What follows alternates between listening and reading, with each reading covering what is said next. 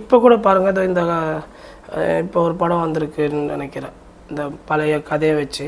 So அந்த படம் கூட பார்த்திங்கன்னா எல்லாருமே போயிட்டு வரவங்க எல்லாருமே ஒரு நெகட்டிவான விஷயந்தான் சொல்கிறாங்க. ஆனால் அதில் வந்து சூர்யா வந்து அவரால் முடிஞ்ச அளவுக்கு வந்து அவர் வந்து எஃபர்ட் போட்டிருக்காரு. அவரோட நடிப்பு திறமை அது எல்லாருக்கும் தெரிஞ்ச விஷயந்தான். நல்ல ஒரு நடிகர் தான். ஆனால் இதே தான் சொல்ல வரேன். இப்போ அப்பாவுக்கு சக்ஸஸ் ஆச்சு. இப்போ நான் கொஞ்ச நேரத்துக்கு முன்னாடி சொல்லலை, அப்பாவுக்கு சக்ஸஸ் ஆன விஷயம் இவரும் அதை தொட்டார்.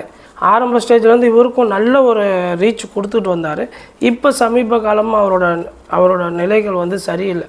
ஸோ இவருக்கும் வந்து ஒரு சில பிரச்சனைகள் தான். அதாவது இது என்னென்னா, கல்லடியில் தப்புனாலும் தப்பலாம், கண்ணடியில் தப்ப முடியாதுன்னு சொல்லுவாங்க.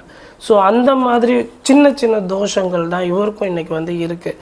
அதுதான் இன்றைக்கி ஒரே 1 கோடி ரூபா செலவில் வந்து 100 கோடி ரூபா சம்பாதிச்ச படம்லாம் இருக்குது.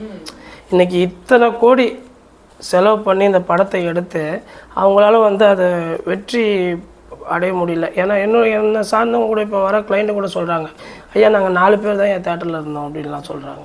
ஸோ அது ரொம்ப வருத்தப்படக்கூடிய ஒரு விஷயந்தான். இப்போ நைட் ஷோ போனாங்களாம், மொத்தமே வந்து 16 பேர் உட்காந்தாங்களாம். இவங்க ஒரு 4 பேர், ஒரு 3 குடும்பம் தான் உட்காந்து பார்த்துருக்காங்களாம். ஸோ அதை வந்து சொல்லும்போது நமக்கும் கொஞ்சம் வருத்தமாக இருக்குது. அப்போ என்னென்னு யோசிக்கும் போது அவருக்கும் இந்த ஒரு தோஷங்கள் தான் வந்து இன்றைக்கி அவருக்கும் ஒரு பிரச்சனை. அந்த கண் தோஷம், இந்த கண் எரிச்சல், இந்த மாதிரி விஷயந்தான். இந்த தோஷத்துக்கு உண்டான பரிகாரம் மட்டும் அவர் வந்து பண்ணிட்டாருன்னா அடுத்தடுத்து வர படங்கள் வந்து இப்போ பார்த்தீங்கன்னா அதுக்கு அடுத்து கார்த்தி அவரோட தம்பி இன்றைக்கி அவருக்கு வெற்றி ஆகிக்கிட்டு இருக்கல. இன்றைக்கி அவர் போகிற படம் எல்லாமே ஜெயிச்சுட்டு வராரு. ஸோ இவருக்கு மட்டும்தான் இந்த பிரச்சனை. ஸோ இவர் அந்த பரிகாரத்தை மட்டும் அவர் கரெக்டாக பண்ணிட்டாருன்னா யாராவது ஒரு நல்ல ஒரு சாமியார், இப்போ நம்ம மாதிரி ஆள் இல்லைனாலும் அவர் ஏதாவது ஒரு கோயிலுக்கு, எந்த கோயிலுக்கு போகணுமோ அந்த கோயிலில் போய் பரிகாரம் பண்ணிட்டு வந்தாருன்னா கூட இந்த பிரச்சனை வந்து தீர்ந்துடும். ஆனால் இவருக்கு தோஷம் மட்டும்தான், வேறு எதுவுமே இல்லை. இவருக்கு யாரையான செய்வனெல்லாம் இவருக்கு பிரச்சனை இல்லை.